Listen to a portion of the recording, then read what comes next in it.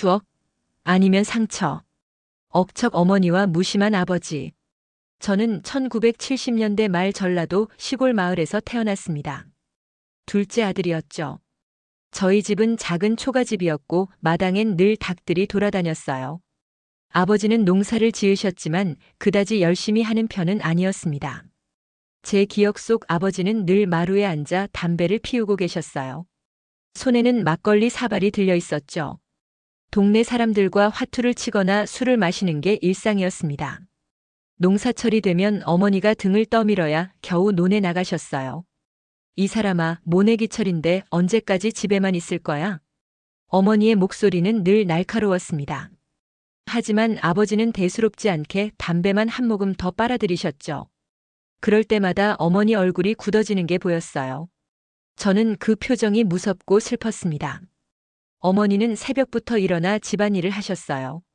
아침밥을 지어 우리 남매를 먹이고 빨래를 하고 마당을 쓸었죠. 그러고는 바구니를 들고 장터로 나가셨습니다. 채소를 팔아 생활비를 마련하셨어요. 해가 뉘엿뉘엿 질 무렵에야 돌아오셨죠. 저는 어머니 뒷모습을 자주 봤습니다. 무거운 짐을 이고 먼지 날리는 길을 걸어가시는 모습이요. 등이 굽어 보였어요. 그때 저는 7살이었지만 왠지 마음이 무거웠습니다. 엄마, 나도 같이 갈까? 어느 날 제가 물었어요. 어머니는 제 머리를 쓰다듬으며 고개를 저으셨죠. 넌 집에서 동생들 봐야지. 엄마 금방 올게. 그렇게 말씀하시는 어머니 눈빛이 지쳐 있었어요.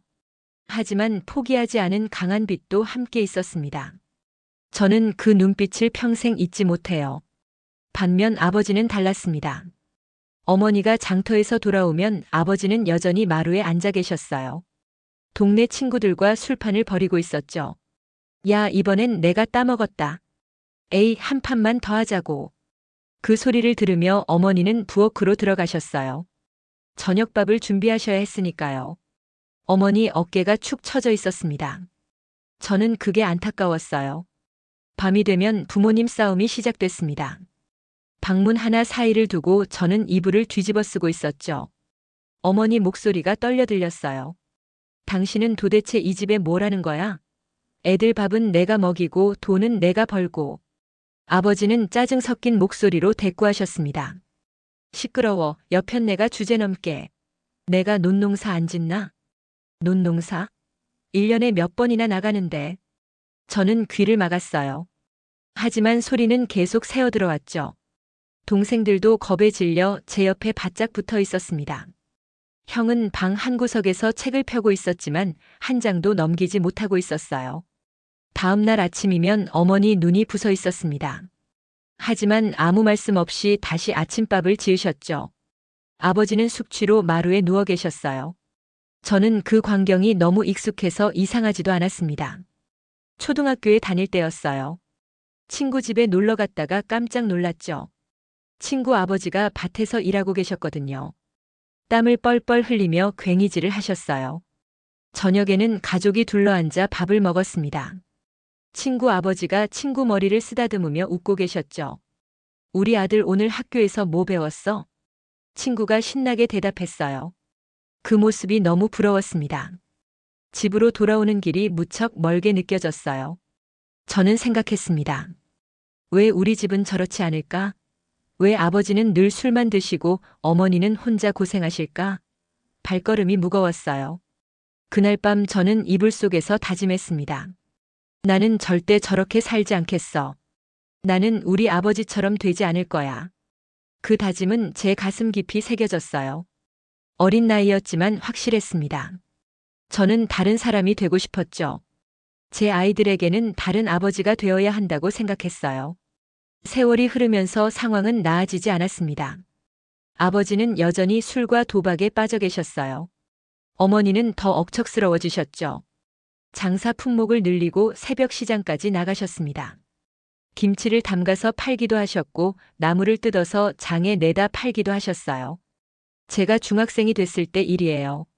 아버지가 술에 취해 넘어지셨어요. 이마가 찢어져 피가 났죠. 어머니와 형이 아버지를 부축해 보건소로 갔습니다. 저는 집에서 동생들을 돌봤어요. 막내는 겁에 질려 울고 있었고 저는 동생을 달래느라 정신이 없었습니다.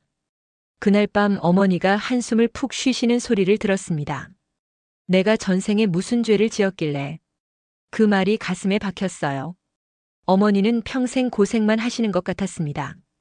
저는 더욱 단단히 마음먹었죠. 공부를 열심히 해서 어머니를 편하게 해드려야겠다고요. 하지만 아버지에 대한 감정은 복잡했습니다.